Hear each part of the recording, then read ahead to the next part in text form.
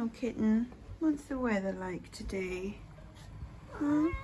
I know, it's raining again. Aww.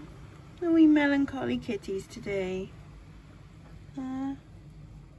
Yeah, I know. Why'd you have to rain, huh? Why'd you have to rain? Oh, you're so picky. You're so picky. What? You really want to go out? It's raining. You crazy girl. Ah.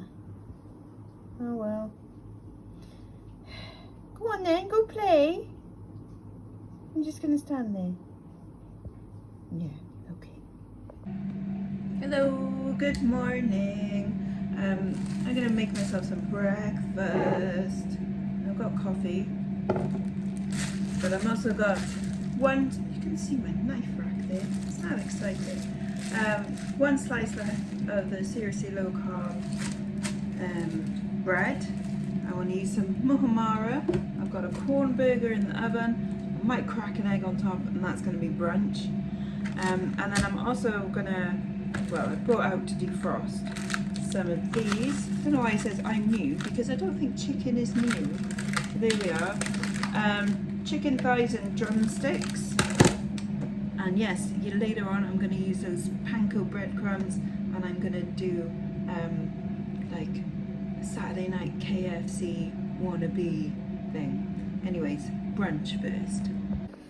And there we go, finished with a good slug of Frank's Red Hot sauce on top. Lush. Hello, it is sometime later, and the chicken is defrosting or defrosted. It's got to be at ideally like room temperature before you start all of this kind of shenanigans. In a nice coverable bowl, I'm gonna crack an egg. There. And I'm gonna add some salt. This salt is so good. It's so good. And some garlic granules. And then I'm gonna whip it all together and leave the chicken in there to marinate for about another hour or so. Ideally, I mean, you could do this or you should do this for a few hours, but to be honest, it's like gone 4 o'clock and I completely forgot about it. Ideally would have done this at lunchtime before I went out, but there we go. Anyways, if like me, you're a little bit like at the sight of raw chicken, don't worry, because I'm going to do this off camera. I'm basically just going to put the chicken in there and give it a mix up and leave it there for a bit. So we'll come back in about an hour or so. Meanwhile, I'm going to make some sides. So I have thinly sliced a bunch of radishes, and I'm going to put them in some salt for a while to draw out the juices, draw out the water, and then pat them off. Hopefully they'll be dry enough to fry. And now we're microwaving them a bit, because you have to get them a bit soft. So I'm microwaving them for about 4 minutes, just until they get soft, and then I'll drain off any fluids. This is the first time I've made these, by the way. I have squeezed, I don't know if you can see there, the water out of it. I am gonna fry them in cacao butter. I know that sounds really weird. One, because it's in the cupboard and I've got to use it up, and I've barely used it for anything. Two, because it has a high burning point, which means you can get it really hot without it smoking and stuff, which I think is good for crisps. And then three, its molecules are slightly bigger, so it doesn't tend to permeate your food. So even though you're cooking in it, it's not going into the food for you to eat, or not as much as like other regular oils would. So I think that's got to be a bonus, isn't it? I mean, we'll see how this turns out. It could be a complete disaster. They literally fry down to nothing. It would be better if the radishes were like that big, so then they go down to that. But they are actually quite yummy. I'll put a little bit of This is salt and vinegar seasoning stuff. Again, the end of it, but I'll use some. It's really nice. It's not going to last until I cook the rest of dinner. I'm going to eat this now. Right. That was proper lush. I've got like salt and vinegar lips now. Does it look weird? It does, doesn't it? Or is it just the thing on my camera?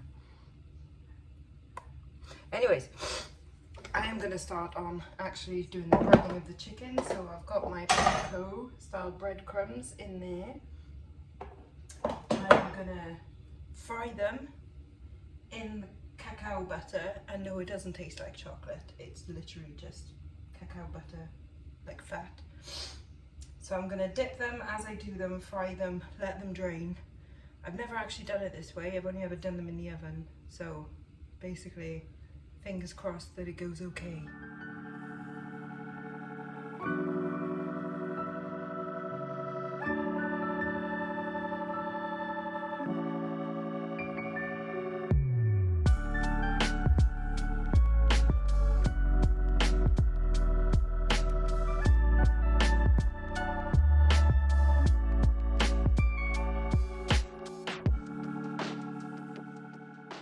Well, here's the finished plate. I didn't trust myself just with the frying, so I had to finish it off in the oven because I was just so paranoid that it was going to be, you know, pink chicken in the middle. Thankfully, we trusted it and it's okay.